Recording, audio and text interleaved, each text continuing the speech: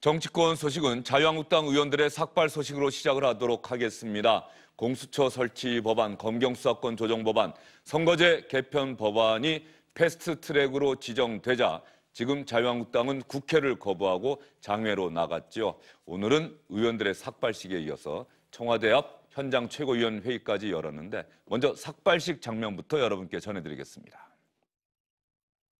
오늘 저희들은 민주당과 그 추종 세력들이 불법과 야합으로 선거법, 공수처법 등을 패스트트랙에 태운 의회민주주의 폭거에 삭발투쟁으로 항의하고자 합니다.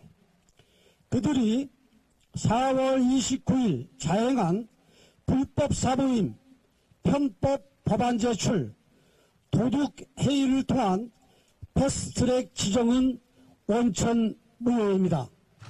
네, 지금 막 박대출 의원님 먼저 1차로 삭발을 해서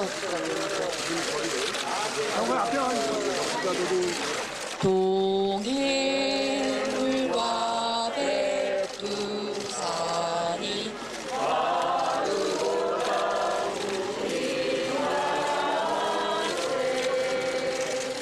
문재인 정권이 좌파 독재의 길로 가겠다라는 선언이고 또 이것은 좌파 독재의 고속도로를 탄 것이다. 저는 그렇게 규정을 합니다. 여러분 동의하십니까? 김태흠 의원의 모습이 여러분 보였고요.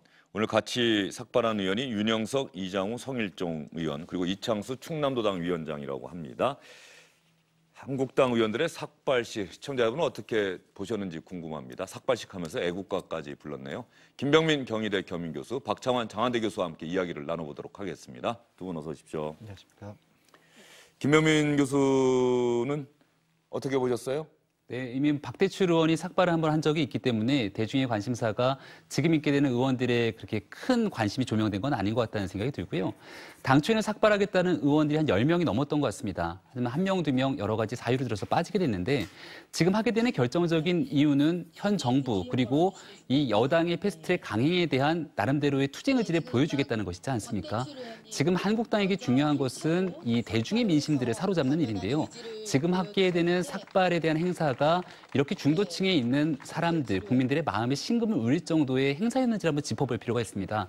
과거의 촛불 집회가 문화지적 성격을 깃들면서 정말 일반적인 국민들의 참여를 이끌어냈던 것처럼 현재 진행되고 있는 것들에 대한 문제가 있다면 이것들을 끌어내기 위한 투쟁의 방식을 고려해야 되는데 저 삭발이 과연 어느 정도까지 의미를 가지게 될지는 여론이 그렇게 크게 반향을 일으키기는 좀 어렵지 않는가라는 생각이 듭니다. 김병민 교수는 비판적인 의견을 밝히셨다 이렇게 들어도 되겠죠? 의원들이 얼마든지 할 수는 있는 일입니다만은 효과적이지 못했다는 판단입니다. 예, 박창환 교수님 생각은 어떠세요? 날이 많이 더워서 그런가요? 머리를 짧게 자르셨는데 저걸 보면서 국민들이 공감을 하는 게 저는 가장 중요하다고 봅니다. 과거에 민주화 운동 당시에 사실은 대학생들이 삭발투쟁하고 이런 모습들 또 노조가 이제 파업을 할 때 삭발투쟁하고 이런 모습이 이제 우리가 언론에서 그동안 많이 봐왔었는데 이 삭발투쟁을 한 것은 가장 중요한 목적은 대중들이 이 부분을 놓치지 말아달라. 이게 여론을 갖다가 집중시키는 데 있거든요.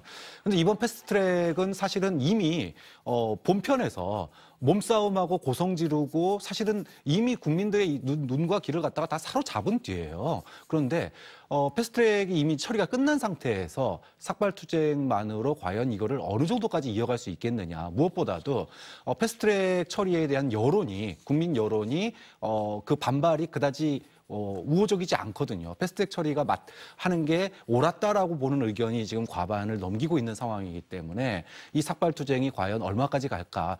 어떻게 보면은 마무리하는 지지층들을 달래는 그런 수준으로 이게 결국은 끝나는 어떤 수순을 접어든 거 아니냐라고 하는 생각마저 들게 만든다는 거죠. 예, 김태흠 의원이 오늘 삭발식에 앞서서 자유한국당 의원들의 동참을 촉구하는 그런 서한을 자유한국당 의원들에게 돌리기도 하고 의원실에 붙이기도 했다고 하는데 한번 그 내용을 한번 볼까요?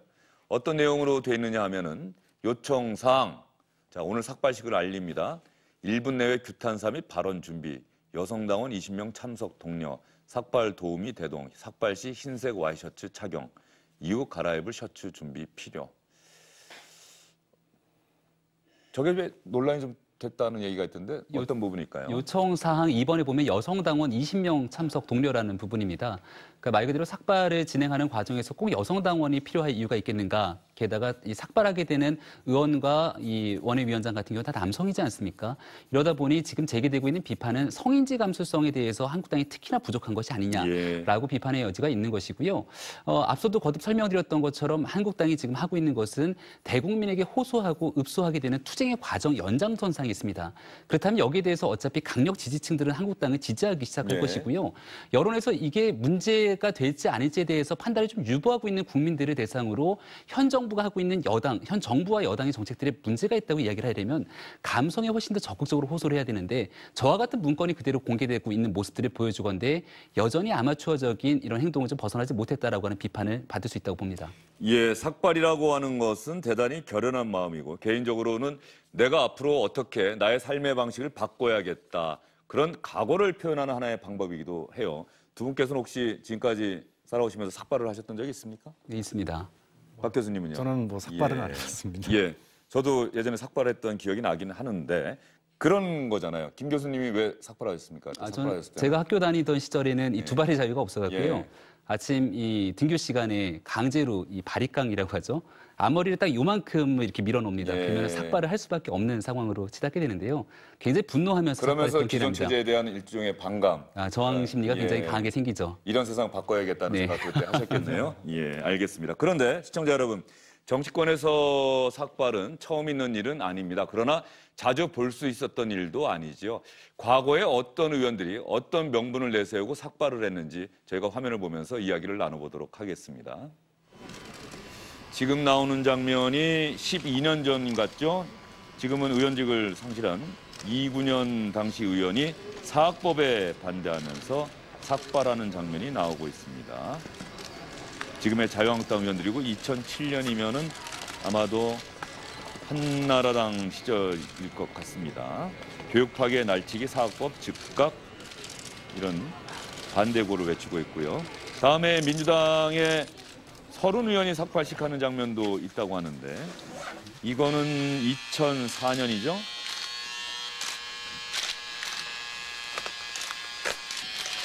노무현 전 대통령 탄핵 소추에 반발해서 30 전 의원이 삭발하는 장면. 저 당시로 혼자서 저렇게 삭발을 하고 있네요. 2004년입니다. 30 의원의 모습이고요. 조금 시계를 거꾸로 더 거슬러 올라가면은 행복도시 수정안 결사 반대 및 규탄 대회 해서 역시 지금의 민주당 의원들 중심으로 해서 삭발하고 있는 장면이 나오고 있습니다. 양승조 의원, 이상민 의원. 이상민 의원은 이번에 사법개혁특위위원장을 했고요. 양승조 의원은 지금 아마 지사로 갔죠? 네. 예, 충남지사로 자리를 옮겼죠. 지난해 지방선거에서 출마를 해서 여성 정치인의 모습도 보입니다. 당시 민주당 충남권 지역 정치인들의 분위기를 보여주는 것이고요. 마지막으로 보시는 장면은 통합진보당 해산 반대 삭발식이네요. 예, 김선동 의원의 모습이 예전에 국회에서 최루탄을 던졌던 모습, 김선동 의원의 모습도 보이고요. 예, 이렇게 정치인들의 삭발은 처음 있는 일도 아닙니다. 그런데 박 교수님께는 이런 질문 한번 드려볼까요? 21세기 야당 정치인이 해서는 안 되는 세 가지가 있다. 오늘 박지원 민주평화당 의원이 그런 얘기를 했어요. 하나는 삭발이고 두 번째는 단식이고 세 번째는 의원직 사퇴다. 이제는 그렇게 투쟁하면 안 된다라고 얘기를 했는데 오늘 자유한국당 의원들은 어쨌든 삭발을 강행을 했습니다. 과거 정치인들의 삭발, 이번에 자유한국당 의원들의 삭발 어떤 공통점을 찾을 수 있을까요? 뭐 머리를 잘랐다라고 하는 점에서는 공통점이겠지만 국회에 바라는 국민들의 입장에서 보면 좀 많이 내용이 다르다라고 봅니다. 우리가 과거에 동물국회, 그러니까 물론 국회라고 하는 게 다수결의 원칙이 통용되는 게 맞습니다. 하지만 대화 타협을 하라는 건데 그래서 이 싸우는 제발 싸우지 마라. 이게 불과 5년 전, 10년 전에 국민들의 목소리였어요. 국회에서 제발 좀 싸우지 마라. 그런데 그래서 싸우지 않기 위해서 만든 게 국회 선진화법입니다. 그리고 이 국회 선진화법이 되니까 이제 식물국회가 됐어요. 식물국회가 되니까 되는 일이 하나도 없는 겁니다. 그래서 이 국회 선진화법도 바꿔야 되는 거 아니냐라고 하는 찰나에 지금 이번에 이 패스트트랙이 처음으로 이제 등장을 한 거거든요. 즉 평행선을 긋고 있는 이 극단의 정치가 대한민국의 극단의 정치가 싸우지 않고 해결할 수 있는 방법, 그것이 지금 현재 법의 테두리 내에서 유일하게 존재하는 게 패스트트랙이었습니다. 그런데 이런 여야 합의에 의해서 만들어진 패스트트랙마저도 다시 동물국회로 돌아가면서 이런 제도 자체를 갖다가 거부해버리는, 그리고 이것에 맞서기 위해서 다시 동물국회로 돌아가고 그것에 싸우기 위해서 또 삭발을 하고, 자 그러면 앞으로 국회의 모습은 어때야 되느냐, 정령 대화 타협은 없는 거냐, 그럼 국회는 도대체 뭐하러 있는 거냐, 이런 본론적인 질문을 할 수밖에 없다라는 거죠. 좀 그런 점에서 국회가 새롭게 좀 국민들의 목소리를 반영하고 정치의 대화와 타협의 장이 되기 위해서는 자신들이 합의한 국회 선진화법 내에서 문제를 해결하는 이런 모양새를 이번에 어떤 식으로, 물론 처음으로 하는 거니까 우여곡절이 있겠지만 다음번이라고 또 이런 문제가 없겠습니까? 저는 앞으로도 또 패스트트랙이 나올 가능성이 매우 높다고 생각합니다. 자, 그랬을 때 나중에 뭐 여야가 또 바뀌게 될지 모르겠지만 한국당의 지금의 이러한 국회에서 싸우고 저항하고 또 장외에서 싸우고 머리 삭발하고 단식하고 또 의원직 사퇴까지 낼지 모르겠습니다. 이런 모습이 다음번 입장이 바뀌었을 때 패스트트랙을 추진하려고 하는 그런 보수 정당에 있어서는 또 어떤 그 다음 야당에게 모습으로 비출지, 요거를 좀 생각을 해봤으면 좋겠다. 좀 그런 점에서 이번 패스트트랙이 처음 처리되는 과정의 우여곡절이긴 하지만 여당도 야당도 이번 과정에서 배우고 생각해야 될 점이 많은데 박지원 의원이 지적한 그 세 가지는 그 부분을 저는 아주 명확하게 찔러줬다고 생각합니다. 네, 김태우 의원은 오늘 삭발식을 하면서 사생취의라는 말을 썼다고 합니다. 목숨을 버리고 의로움을 좇는다, 이런 뜻의 단어를 썼는데 말이죠. 김병민 교수님도 지적을 하셨습니다만 자유한국당 의원들의 삭발식, 이것은 철저하게 지지층을 결집하기 위한 그런 효과를 노린 정치적 행위다라고 민주당은 또 이렇게 비판을 하고 있습니다. 자유한국당 의원들의 삭발식에 이어서 자유한국당 지도부는 청와대 앞에 가서 현장 최고위원 회의를 열었습니다. 이 자리에서 황교안 대표는 청와대와 여당을 향해서 어떤 이야기를 했는지 들어보겠습니다. 국민 속으로 들어가서 국민과 함께 가열찬 민생 투쟁을 펼치겠습니다. 지금이라도 문재인 정권은 악법 패스트 트랙을 초래하고 경제 살리기에 올인해야 합니다. 대통령과 이 정권이 대오각성하고 정상적인 국정 운영으로 돌아오지 않는다면 국민의 분노가 청와대 담정을 무너뜨릴 것임을 경고합니다. 저들만을 위한 공수처법을 패스트트랙에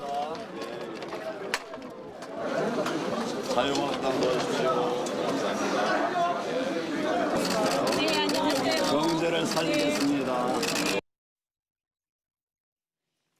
예, 청와대 앞에서 현장 최고위원 회의하고 서울역 앞으로 이동해서 시민들에게 유인물도 나눠주고 경제를 살리겠습니다. 자유한국당 도와주십시오. 아마 경부선을 타고 이동하면서 오늘 대전, 대구, 부산에서도 장외 집회한다는 거죠? 그러니까 전국 유세를 펼치겠다는 것 같은데요. 자유한국당 입장에서는 지난번에 있었던 한 4박 5일 국회 과정을 좀 복귀해봤던 것 같습니다. 여러 차례 이 한국당이 투쟁하게 되는 과정 속에서의 명분이 있다고 한국당은 생각을 하고 있는데 국민들 입장에서는 왜 불편하게 생각하는 사람들이 있을까라고 바라봤을 때 여기에 대해서 선거법 개정과 이 공수처법 개정에 대한 패스트트랙 태우는 것이 무엇이 문제인가에 대해서 충분한 설명이 없었다라고 아마 생각을 한 것 같습니다. 따라서 이 내용, 그러니까 선거법이라고 하는 제도를 여야가 합의 없이 처리해서 통과하는 순간 어떤 문제가 발생하는 건지, 공수처법이 최종적으로 처리되게 됐을 때 무소불위의 권력을 가진 새로운 권력기구의 탄생으로 있게 되는 문제 등에 대해서 대국민 호소를 하는 작업들을 아마 거치는 과정이 아닐까 이렇게 생각이 됩니다. 예, 그 부분에 대해서 대국민 호소를 한다. 그런데 아까도 김범 교수도 말씀하셨습니다만 중간지대에 있는 분들의 마음이 가장 중요하지 않겠습니까? 지금 워낙 진영 간의 대치 양상이 빚어지고 있기 때문에 민주당을 지지하거나 자유한국당을 지지하는 사람들이 생각을 바꿀 가능성은 현재로서는 커 보이지 않고요. 중간지대에 있는 분들이 과연 어떤 생각을 할까? 한 30% 정도 된다고 보면 어떻게 보세요? 사실 냉정하게 지켜봤다고 생각해요. 그러니까 패스트트랙을 태우려고 하는 사람이나 그걸 막으려고 하는 사람은 뭐 철저하게 진영 논리에 지금 이제 갇혀 있다고 생각을 합니다. 근데 문제는 패스트트랙 자체를 거부한 게 최근 여론조사를 보면 이 자유한국당이 대중의 마음을 얻는데 실패한 거 아니냐. 즉 그동안 그렇게 싸워서 싸우지 말라고 그래서 그 방법으로 제시된 게 패스트트랙인데 이것마저도 거부해버리면은 그러면은 힘의 논리로밖에 할 수 있는 게 방법이 없지 않습니까? 그러니까 중도층은 그 부분을 냉정하게 보고 있다. 누가 잘했고 누가 잘못했고 옳고 그름이 아니라 패스트트랙이라고 하는 게 날치기로 통과한 게 아니지 않습니까? 날짜를 정해놓고 그때까지 합의를 해라. 예. 이겁니다. 안 그러면 다수결로 처리해라 이건데 이렇게 합의할 수 있는 합의를 하자고 시작을 한. 그러니까 패스트트랙은 끝난 게 아니라 이제 시작인데 중도층은 이런 합의하는 모습 또 그 안에서 최소한의 어떤 그 합의를 도출하기 위한 노력을 하는 모습 이제부터 중도층은 평가를 시작한다. 저는 그렇게 보고 있고요. 그런 점에서 바깥에서 싸우든 안에서 싸우든 그 패스트트랙의 법안의 내용을 가지고 싸우는 게 저는 앞으로 여당도 그렇고요. 야당도 그렇고 굉장히 중요하다고 봅니다. 그 부분 상당히 중요한 것 같아요. 우리 정치가 말이죠. 내용을 갖고 싸우는 것. 내용을 갖고 치열하게 토론하고 싸우고 그러면서 끝내 합의를 이뤄가는 모습. 이런 것들이 사실 우리 정치에 가장 부족했던 부분 아닌가. 우리는 자꾸 어떤 형식의 어떤 싸움의 형식.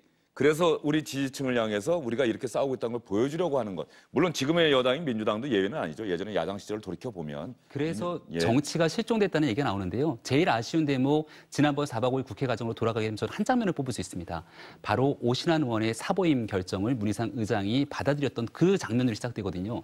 당시 오신환 의원이 이 SNS 글을 장문에 글을 썼던 내용은 딱 한 가지입니다. 여기에 대해서 오신환 의원은 사실 사법개혁특별위원회에 있으면서 이쪽과 저쪽에 대한 극단적인 편애되지 않으면서 최대한 검찰개혁을 끌고 가기 위한 노력들을 해왔던 인물로 알려져 있습니다. 하지만 여기에 대해서 당론으로 분명히 정해지지 않았음에도 불구하고 김관영 원내대표가 합의 갖고 온 안에 대해서 찬성할 수가 없기 때문에 다시 한번 내려온 뒤에 토론을 하자라고 이야기를 하는 겁니다. 예. 여기에 대해서 당론을 따르지 않을 것이고 본인 입장에서는 이런 방식으로 가게 되면 반대 표결을 할 수밖에 없다. 그럼 여기에서 판단하게 되는 국회 지도부의 입장에서는 오신환 의원의 이야기처럼 다시 한번 합의하고 토론의 과정들을 거치게 되는 방법이 있을 것이고요. 오신환 의원의 의견을 완전히 묵살시키면서 이것은 바른미래당의 김관영 원내대표가 추진하는 과정으로 반대하기 때문에 오신환 의원을 빼고 여기에 대한 강제 사보임을 통해서 문희상 의장이 이것을 국회법을 위반하다고도 볼 수 있는 내용을 받아들이는 상황이 연출되게 된 것인데요. 여기서부터 이제 한국당 입장에서는 국회법을 위반했으니 우리는 국회 선진화법 무력화시키는 과정이 있더라도 받아들일 수가 없다라는 극한 투쟁의 과정이 시작된 겁니다. 결국 많은 국민들이 아쉬워하게 되는 건 국회 내의 정치가 실종됐다는 건데 이 국회 정치 실종이 오게 된 근본적인 배경을 짚어볼 필요가 있고 그렇다면 국회의 원로의 역할로서 이를 끌고 가야 되는 문희상 의장을 비롯한 지도부에 굉장히 강력한 책임이 있지 않은가 저는 생각합니다. 예, 문희상 의장의 그 판단과 선택에 아쉬움이 있다. 물론 문희상 의장 입장에서는 국회 의사과의 유권 해석을 따른 거겠죠. 별다른 문제가 없다. 국회에서 또 그렇게 유권 해석을 해갖고 의장에게 보고를 했으니까. 그 부분이 이제 국회 사무처의 해석인 예. 것이고요. 이것에 대해서 헌재 권한쟁의 심판을 청구한 상태이기 때문에 헌재 결과는 좀 지켜봐야 헌재 되겠습니다. 결정은 이제 지켜봐야 되겠습니다. 당장 이번 상황에 헌재가 영향을 미치지는 않았습니다만 나중에라도 시청자 여러분 이런 건 절대 잊으시면 안 됩니다. 나중에라도 헌재에서 어떤 결정이 나오느냐 그 부분은 꼭 관심을 갖고 지켜봐 주시고 그때 헌재 결정이 나온다고 한다면 문제가 있는 것으로 나온다고 한다면 문제가 있는 그대로 또 문제가 없다고 나온다면 문제가 없다고 하는 그대로 그 상황에서 지금의 상황들을 판단을 하셔야 될 것 같다는 생각이 듭니다. 그런데 자유한국당이 광화문 광장에 천막 당사를 만들겠다 이런 이야기가 있었는데 이거는 결국은 하지 않기로 했습니다. 나경원 원내대표는 실무자 선에서 나왔던 아이디어다 이렇게 선을 긋고 있는데 이렇게 결정하게 된 이유 중에 하나가 바로 박원순 서울시장의 강력한 반대 의사 때문이었죠. SNS에 글을 올려서 광장을 짓밟는 것을 결코 좌시하지 않겠습니다. 명분 없고 불법적인 장외투쟁을 하고야 말겠다는 대한민국 제1야당의 행태는 참으로 유감입니다. 서울시의 허가 없이 광장을 점거하는 것은 불법입니다. 저는 시민들과 함께 서울시장이 갖고 있는 모든 수단을 동원해서 단호하게 대응하겠습니다. 박원순 시장은 또 왜 이렇게 강력하게 나갔을까요? 박 시장도 지금 해외 출장 중이라는 얘기가 있던데 SNS 글을 통해서 절대 허가하지 않겠다라고 아주 강하게 또 나갔네요. 네, 사실 이번에 그 한국당이 패스트트랙을 저지하는 과정에서 문재인 정부를 지지하지 않더라도 지난 촛불이나 과거에 민주화 운동을 했던 사람들에게 굉장히 상처를 많이 줬습니다. 그러니까 독재 타도라고 하는 말이 과거에 실제로 독재에 저항했던 사람들에게 자신들 지금 한국당이 독재에 맞서고 있다는 듯한 느낌 주장을 들었을 때 황당하고 당황스럽고 굉장히 불쾌하고 이런 느낌을 줬었거든요. 아마도 박원순 시장이 그런 어떤 그 과거의 민주화 운동을 했었고 시민운동을 하면서 느꼈던 그런 마음들이 투영이 돼서 한국당이 여기에 천막 당사를 짓고 거기에 독재 타도라고 써놓는 거에 대해서 아마 용납하기가 어려웠을 겁니다. 이건 뭐 정치적인 박원순 시장도 어쨌든 정치인이니까요. 근데 그런 부분도 있고 또 하나는 이 광화문 광장이라고 하는 거는 촛불 광장의 이미지 예. 그리고 세월호 광장의 이미지가 지금 굉장히 많이 남아 있지 않습니까? 근데 그 부분에 대해서 이거를 시에서 허가를 해주게 되면 또 내용도 단순하게 항의 차원의 어떤 집회가 아니라 당사거든요. 천막 당사. 좀 그런 점에서 절차적 차원에서도 좀 허락하기가 좀 어려운 측면들이 있었다고 봅니다. 아마도 서울시의 조례인가요? 거기에 보게 되면은 서울 시민들의 문화활동, 여가활동 이런 것들이 아마 광화문 광장을 이용할 수 있도록 허가해주는 그런 기준이 되는 것이고 그리고 만약에 토론이 필요하다고 한다면 심의위원회를 열어서 최종적으로 결정을 한다고 하는데 정치 집회는 절대 허가하지 않겠다는 게 박원순 시장의 생각인데 말이죠. 광화문 광장과 조금 다른 곳이긴 합니다만 저는 예전에 김한길 대표 시절인가요? 새정치민주연합인가? 네. 야당 시절에 2014. 서울시청 앞 서울광장에 천막 당사를 만들었던 기억은 나요. 그게 이제 2013년도고요. 예. 김한길 대표 시절에 천막 당사를 통해서 야외 노숙 투쟁을 한 적이 있습니다. 말 그대로 천막 당사를 쳤고 여기는 문재인 대통령이 의원 시절에도 같이 함께 방문해서 격려했던 기억들을 아마 나실 겁니다. 이 서울광장도 마찬가지고 광화문 광장도 다 우리 국민들 모두가 쓸 수 있는 공동의 공간입니다. 따라서 박원순 서울시장이 서울광장에 대해서는 민주당에게 천막 당사를 치고 하는 부분에 대해서 전혀 문제 제기를 하지 않고 있다가 이번 광화문 광장에 대한 천막 당사에 대해서는 좌시하지 않겠다라는 표현을 쓰게 되는 것은 사실 정치인의 입장을 넘어서서 서울시장이라고 하는 공간은 정치적인 중립을 바탕으로 하게 되는 행정가의 역할일 수 있겠는데 이 부분을 조금 간과한 것이 아닌가라고 하는 비판의 여지가 있습니다. 그럼에도 불구하고 한국당 입장에서 바라봤을 때는 천막 당사를 치면서 광화문으로 나가게 되는 것에 대한 득과 실을 계산해 볼 필요가 있었을 텐데요. 예. 여기에 나가서 천막 당사를 쳤는데 여기에 대해서 만약 일반적인 시민들과 물리적인 충돌이 벌어진다거나 하는 과정들이 겪게 되면은 얻는 것보다 잃는 것들이 훨씬 더 많을 수가 있습니다. 그리고 여기에 대해서 천막 당사를 한번 치게 되면 누군가는 상주를 해야 될 것이고 결국은 퇴로를 열어가는 과정 속에서 정적인 부담이 있을 수밖에 없기 때문에 일단은 당사를 설치하지 않기로 결정한 내용에 있어서는 한국당이 훨씬 더 현명한 결정을 한 게 아닌가 저는 그렇게 생각합니다. 예, 2013년 8월 기사에 보면은 김한길 당시 새정치민주연합 대표가 서울광장에 천막 당사를 치고 매일 저녁 7시부터 9시까지 상주했다 이런 기사가 나요. 그때도 아마 박원순 시장 때죠? 2013년이면? 네, 예. 저도 그때 기억이 나는데 당사를 천막 치려면 잘 쳐야 돼요. 이거 치고 나서 김한길 대표가 정치적으로 퇴진하게 되는 이 결정적인 계기가 되거든요. 당시에 장외투쟁을 갖다가 사실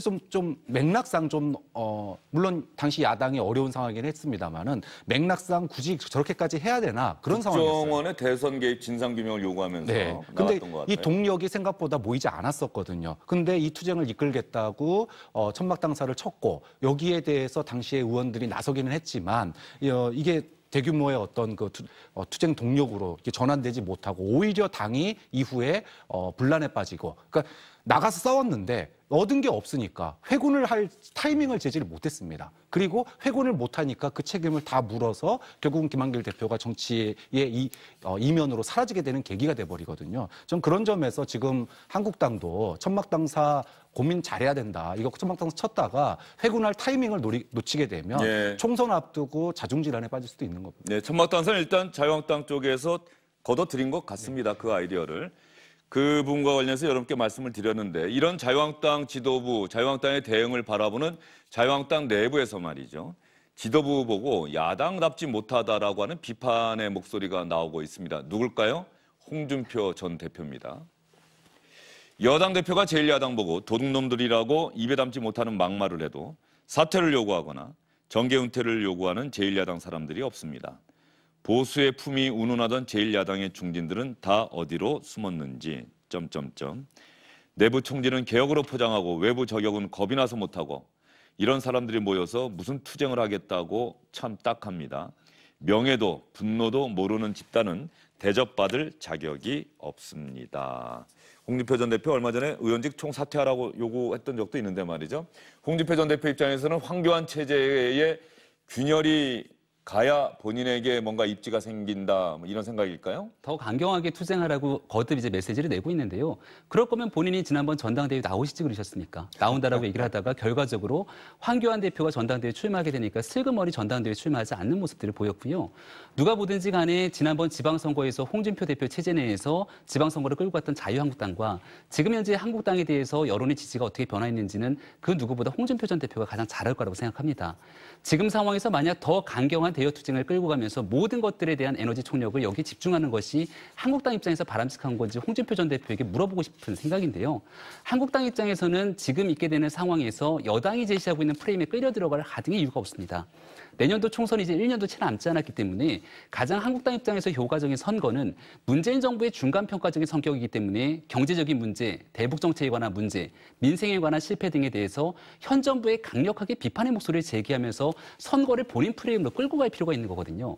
따라서 홍준표 전 대표가 제기하고 있는 저와 같은 주장과 메시지들이 정작 한국당을 위한 메시지인 건지 아니면 지도부에 대한 혼란과 이런 틈을 타서 본인의 정치 재개를 꿈꾸는 건지에 대해서는 다시 한번 문제를 제기할 수밖에 없는 상황이라고 저는 생각합니다. 예, 자유한국당 내부에서는 이렇게 좀 다른 목소리, 더 강경한 투쟁을 해야 한다는 그런 목소리까지 나오고 있다는 소식까지 여러분께 전해드렸습니다.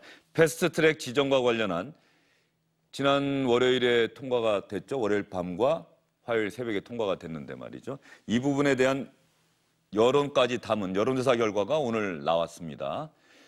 패스트트랙 지정과 관련해서 51.9%가 긍정평가, 37.2%가 부정평가. 그러면 긍정평가가 더 많다 이렇게 볼 수가 있는데 저 긍정과 부정 어떤 비율을 보면 말이죠. 지금의 민주당을 비롯한 여야 4당 지지도 또 자유한국당 지지도 뭐 이렇게 보면 대충 비슷하지 않을까요? 어떨까요? 근데 정당 지지율을 보면은 긍정평가가 민주당의 정당 지지율보다 훨씬 더 높게 나오고 있습니다. 또 문재인 대통령의 대통령 이 지지율보다도 더 높게 나오고 있어요. 그러니까 지금 이제 중도층이 한 10% 정도 지금 그 잘 모르겠다라는 응답이 10.9% 나오는데 이 부분에 있어서 이게 사안의 좀 본질이라고 생각해요. 그게 무슨 얘기냐 하면 국회 선진화법과 그에 따른 절차로서의 패스트트랙 이것 자체를 갖다가 부정한 거는 사실 중도층 내에서도 시선이 곱지 않다라고 하는 거를 보여주는 거라고 생각을 합니다. 물론 이 51% 안에 다수는 현 여당 지지층일 거고 또 반대 35%의 다수는 지금 야당 지지편 한국당 지지층일 텐데 그걸 감안하고 놓더라도 조금 더 명분이 선진화법에 따른 패스트트랙 자체를 막아서는 안 된다. 라고 하는 명분이 조금 더 우세한 거를 지금 여론조사가 보여주고 있는 거고요. 이제 그렇기 때문에 지금의 어떤 그 한국당의 장외투쟁의 동력이 오래가지 못할 거다, 결국은. 그리고 아까도 제가 이야기했듯이 내용, 이제 패스트트랙이라고 하는 거는 통과가 된 게 아닙니다. 이제부터 날짜를 정해놨으니 그때까지 협의하라는 거거든요. 좀 그런 점에서 이 협의의 주도권 또 협의의 내용에 있어서 누가 더 국민들에게 합리적인 안을 제시하느냐 이 싸움으로 갈 거고 이 싸움이 내년 총선에서 중도층의 마음을 가져갈 수 있는 그런 근본이 될 거다라는 점에서 앞으로 이 중도층의 변화를 굉장히 주의 깊게 볼 필요가 있다고 봅니다. 예, 제가 지금 그 찬성 반대와 여야 사당 지지율까지는 저희가 준비를 안 했습니다만 민주당이 조금 올라서 39.9%고요. 그다음에 정의당이 5.5% 떨어졌습니다. 정의당 많이 떨어졌고 바른미래당이 5.7%, 민주평화당이 1.3% 하면은 52.4%가 나와요. 이번에 패스트트랙에 찬성한 정당 지지율. 그리고 자유한국당 지지도가 많이 올랐어요. 2%포인트 정도 올라서 34.1%면은 대략 반대하는 부정평가와 비슷하게 나오고 그래서 지금 현재로 보면은 정당을 지지하는 정당에 따라서 패스트트랙 지정에 대해서도 거의 같은 반응들을 보이고 있는 것 아닌가 싶은 생각이 좀 들어요. 그러니까 범여권에 대한 지지층, 그리고 자유한국당에 대한 지지층, 그리고 이제 무당파에 대한 여러 가지 내용들이 비슷한 상황으로 나오게 되는 것 같은데요. 한국당 입장에서는 지금 리얼미터 여론조사인 것 같은데 쉽게 리얼미터 여론조사에 대해서 100% 완전하게 받아들이기에 대한 신뢰성을 담보하지 않는다 이렇게 좀 보고 있는 것 같습니다. 그런 측면들을 가정하고 지금 모름과 무응답으로 남아있는 퍼센트를 어느 정도 반영을 시키게 되면은 정말 긍정과 부정에 대해서 팽팽하게 여론이 맞서고 있다 이렇게 평가할 수도 있는 내용이거든요. 따라서 지금 현재 명확하게 이 사법개혁특별위원회와 정치개혁특별위원회에서 일어나고 있던 문제들 그리고 이 국회 내에서 과연 어떤 일들이 일어났고 이것이 최종적으로 법안이 처리 통과되고 난 뒤에 문제점들이 발생하고 있는 내용들을 충분하게 홍보하고 난다면 국민들의 생각이 달라질 수 있다라고 아마 황교안 지도부는 판단하고 있는 것 같습니다. 그런 측면에서 더 강하게 장유로 나가서 이야기들을 끄집어내고 사람들, 국민들에게 호소하는 전략들을 취하려고 하는 것 같은데요. 여기서 이제 드러나는 문제점은 한쪽 진영과 한쪽 진영이 팽팽하게 맞서다 보니까 그 중간 속에서 정작 중요한 민생의 문제는 사라져버린다는 겁니다. 그러니까 지금쯤 왔으면 이것들을 강하게 추진하려고 하는 여당과 강하게 반대하는 야당이 한 발씩은 물러날 필요가 있습니다. 그리고 지금 정말 신속한 민생 경제에 관한 문제들도 있는 것이고 지금 외국에서는 사실 탈북자가 강제 북송될 위기에 처해져 있다라고 하는 문제까지 나오고 있는 상황인데 여러 가지 우리 국민들이 겪고 있는 문제들에 대해서 풀어낼 수 있는 정치 최고 해결책은 국회이기 때문에 여야 지도부가 한 번쯤은 만나서 이 문제를 어떻게 끌어갈 것인지 고민할 지점이 왔다고 생각합니다. 예, 이 여론조사 결과는 리얼미터나 중앙선거 여론조사 심의위원회 홈페이지를 가면은 여러분께서 상세하게 보실 수가 있는데요. 이번에 패스트트랙 지정과 관련한 여론조사 정당 지지도 보면 말이죠. 거대 두 정당의 지지도가 쏠리는 양상을 보이고 있습니다. 정의당과 민주평화당의 지지도는 많이 떨어졌고요. 바른미래당은 0.몇 %포인트 정도 올랐습니다. 이것을 또 다른 정당에서는 과연 어떻게 받아들이고 대응해야 할지 그 부분도 앞으로 각 정당의 움직임에 반영되지 않을까 이런 생각이 듭니다.